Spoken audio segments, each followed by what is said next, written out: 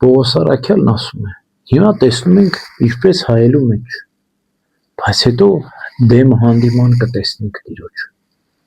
Եվ Սուրբ Գրիգոր Տաթևացին ասում է, բոլոր փրկված հոգիները երկնքի արքայության, բոլոր արդարները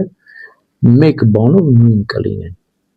Վարձքով տարբեր կլինեն։ Մեկ ավելի շատ մեծ վարձք կունենա օրինակ Գրիգոր Լուսավորչի վարձքը, կամ առաքյալների վարձքը, կամ մեր հասարակ քրիստոնյաների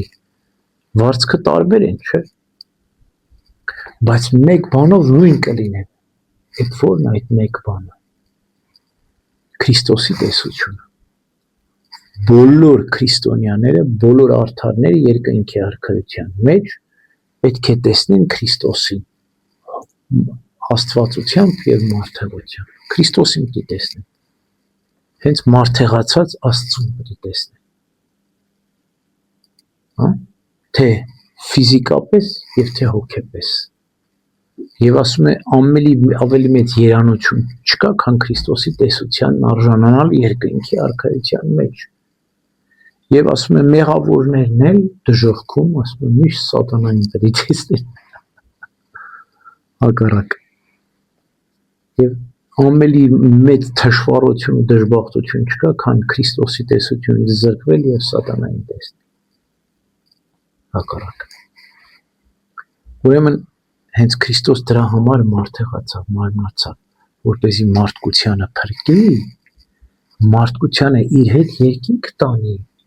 եւ մարդեղացած Աստծո հետ մարդկությունը հավիտյան ապրի։ Քանի դեռ Քրիստոս չէր մարդեղացել, չէր մարմնացել, հա, մարդկության փրկagorցությունը չէր իրագործվել։ Եվ ես բոլորի կարիքը չկար, բայց երբ որ Քրիստոս մարդեղացավ, մարմնացավ, աշխարհ եկավ եւ մարմնով էլ երկինք գնաց, այլևս մենք Քրիստոսին առանց մարմնի չենք ճանաչում, ասում է Պողոս առաքյալը։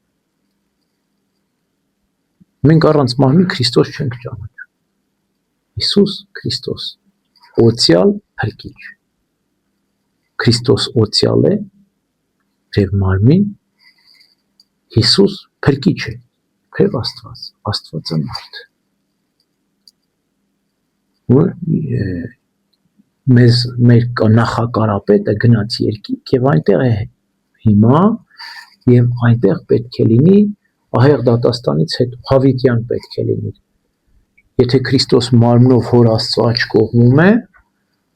ապա բոլոր արդարները երկնքի արքայության մեջ նաեւ մարմնով պետք է լինեն, չէ՞ որպեսզի ինչ որ գործեր են այստեղ հոգով եւ մարմնով, այնտեղ են վարձատրվեն հոգով եւ մարմնով։ Որտեւ արդար չի լիներ, եթե մարդը միայն հոգով լինի երկնքի արքայության մեջ։ Հրեշտակներից տարբերվում է, չէ՞ մարդը։ Հրեշտակները մարմին չունեն, բայց մարդը ունի մարմին։ Եվ չարն ու բարին երկրի վրա գործում է հոգով եւ մարմնով։ Եվ այդ պատճառով էլ երկնքի արքայություն պետք է տեղափոխվեն արդարները հոգով եւ մարմնով, վարձատրվելու իրենց կատարածների համար, իսկ մեղավորները հոգով ու մարմնով դժոխք պետք է գնան պատիժ կրելու իրենց գործածների համար։ Ուրեմն մեր Տերը երեկ եւ այսօր նույնն է եւ հավիտյան ամեն։